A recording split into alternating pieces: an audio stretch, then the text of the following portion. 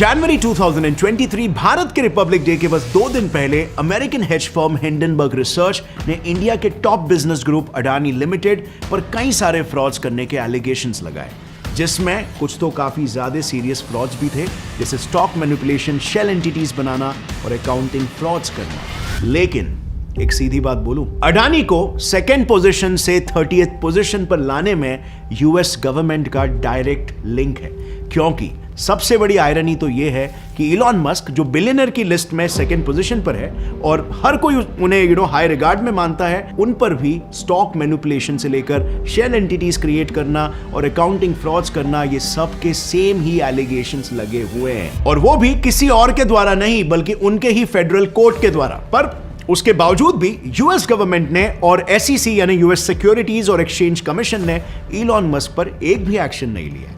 ये क्यों?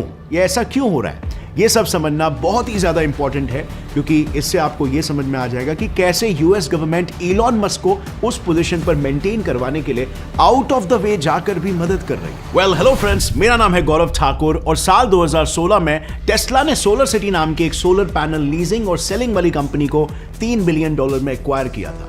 पर इसमें फिशी बात यह थी ना कि इलॉन ने सोलर सिटी एक्विजिशन के खर्चे को टेस्ला के बैलेंस शीट में शो किया, जो कि एक सीरियस अकाउंटिंग फ्रॉड है। ये कुछ ऐसा हुआ कि मैंने मेरे छोटे भाई का लोन मेरे नाम पर बताकर उसका क्रेडिट स्कोर यानी उसकी क्रेडिट वर्दीनेस हाई दिखा दी, और इसी वजह से इस इलीगल अकाउंटिंग नॉर्म को बेस बनाते हुए यूएस कोर्ट ने इलॉन को गिल्टी पाया। मगर इसके अलावा भी सोलर सिटी डील में कई मर्कियर चीजें भी सामने आई, जैसे फॉर एग्जांपल कंपनी का डेट रेशियो ऑलरेडी 1100% पर था। इनफैक्ट 2012 से लेकर 2015 तक तो सोलर सिटी का डेट लगभग 12 गुना बढ़ चुका था और लगातार 5 सालों तक कंपनी लॉस मेकिंग थी। मतलब सोलर सिटी क्लियरली एक नॉन परफॉर्मिंग एसेट था, फिर भी इलॉन मस्क ने उसे खरीद लिया।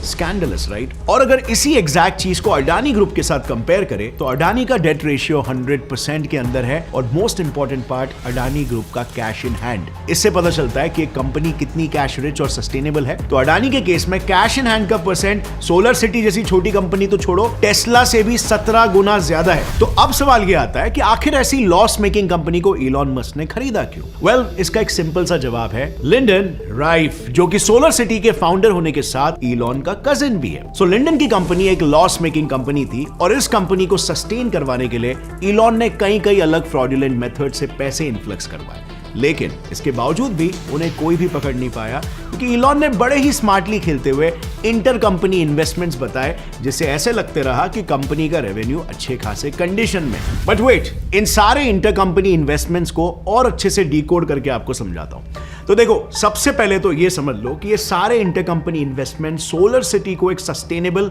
और प्रॉफिटेबली रनिंग कंपनी बताने के लिए किए जा रहे थे।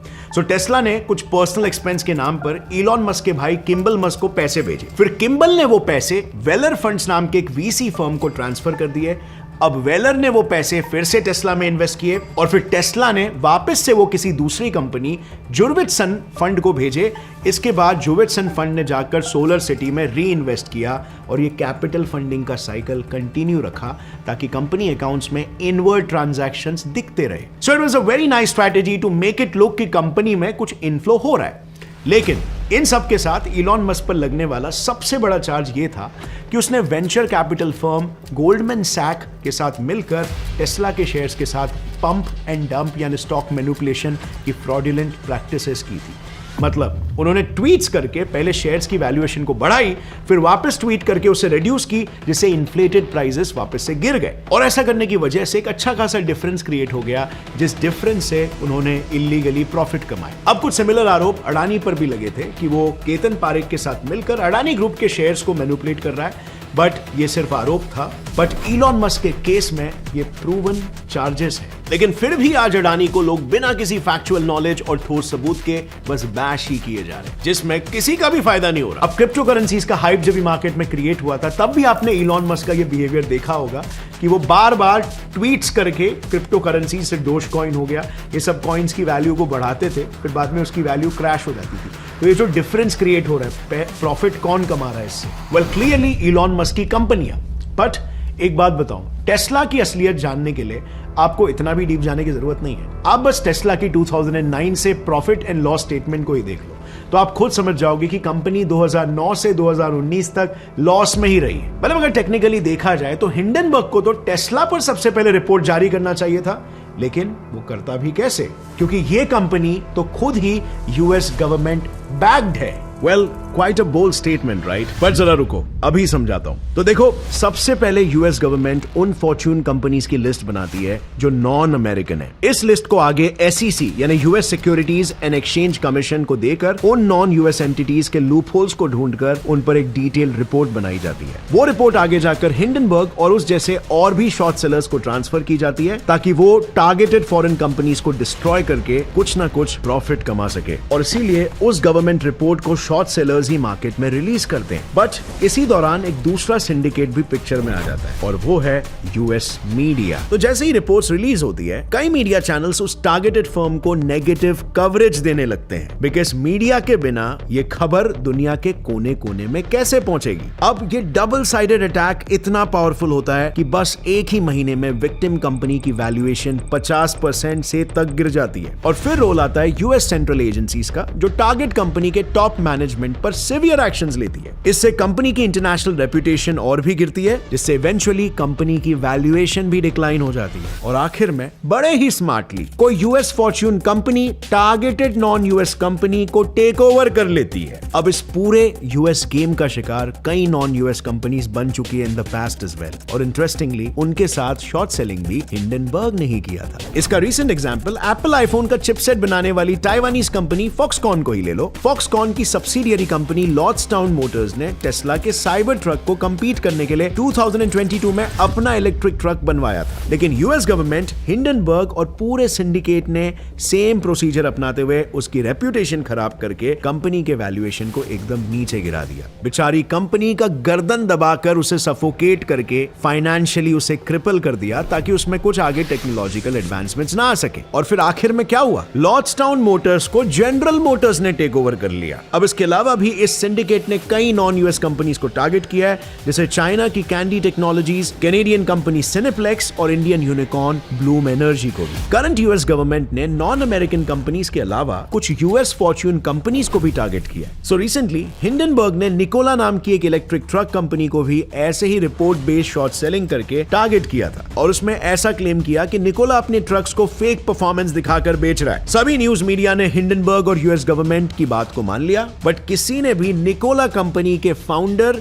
की साइड नहीं सुनी, जो शुरू से ये कह रहा था कि उसका ट्रक असल में ओपन मार्केट में लॉन्च भी नहीं हुआ है। तो ये लोगों के साथ फ्रॉड कैसे हुआ? पर इसका कोई फायदा नहीं हुआ, क्योंकि नेगेटिव न्यूज तो मीडिया में फैल गई थी और आखिर में निकोला को भी दूसरे अमेरिकन कंपनीज ने टेक ओवर कर लिया। अब फ्रेंड्स, ये देखकर आपके दिमाग में यही सवाल आएगा कि यूएस गवर्नमेंट ने ऐसा अपने ही देश की कंपनी के साथ क्यों किया होगा, और हर केस में आखिरी टेक ओवर करने वाली जनरल मोटर्स कंपनी ही क्यों होती है? तो वेल, इसका जवाब है यूएस की रिपब्लिकन पार्टी। देखो, ये है डोनाल्ड ट्रंप, जो डेमोक्रेटिक पार्टी के मेंबर थे, और निकोला इस पार्टी को फंड किया करता था। लेकिन क्योंकि अब यूएस में डेमोक्रेटिक पार्टी सत्ता में आ गई है, वो पार्टी अपने बड़े डोनर्स यानी टेस्ला और जनरल मोटर्स को ओपनली सपोर्ट कर रही है। और इसीलिए हर शॉर्ट सेलिंग में किसी ऐसे कंपनी को टारगेट किया जाता है जो टेस्ला का कंपेटिटर हो, और उस कंपनी को आखिर में जनरल मोटर्स के लिए टेक ओवर करने के लिए छोड़ दिया जाता है। और इसीलिए अगर अडानी ग्रुप की बात करें तो जैसे मैंने कहा, साल 2022 खत्म होते होते गौतम अडानी बिलियनर लिस्ट पर सेकंड पोजीशन पर आ गए थे, और अगर वो उसी पेस से चलते रहते तो डेफिनेटली उनका पहले नंबर पर आना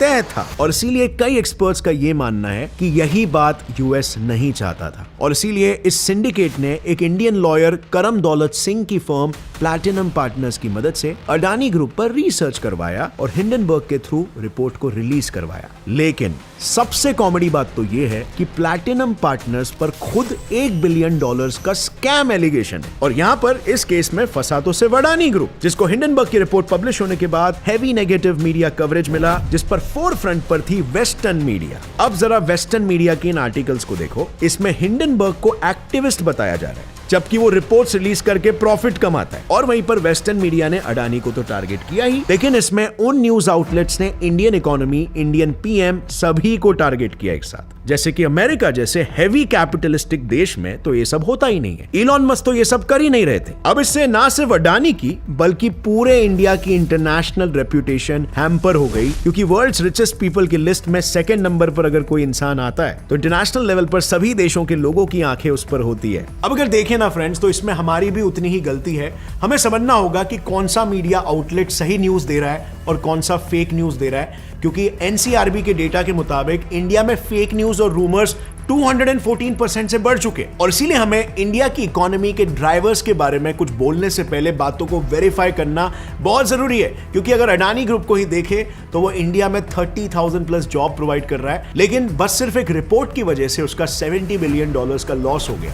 तो इनडायरेक्टली इंडिया के लिए ये एक मेजर लॉस है, क्योंकि इंडिया एक डेवलपिंग इकोनॉमी है और इंडिया में डेवलपमेंट आएगा कैसे, जब रोजगार क्रिएट होगा, राइट। और अगर आप पर्सनली मेरी राय पूछो तो इन रीसेंट टाइम्स में ना कई वेस्टर्न कंट्रीज इंडियन इकोनॉमी के ग्रोथ को स्लो करने के लिए हाथ धो के पीछे पड़ी है, एंटी इंडिया प्रोपोगेंडा चला रही है वगैरह वगैरह। अब रिसेंटली आपने सुना होगा एक यूएस सिटीजन जॉर्ज सोरोस ने इंडिया को डिस्ट्रॉय करने के लिए 8,000 करोड़ रुपए इंडिया में पंप किए। अब इस पूरे केस को मैंने डिटेल में इस वीडियो में यहां पर कवर किया है, उसे बिल्कुल चेकआउट करना, तब आपको मालूम पड़ेगा कि कैसे फॉरेन कंट्रीज अभी इंडिया के पीछे पड़ गए। See you next time friends, till then as always stay curious, keep learning and keep growing. जय हिंद।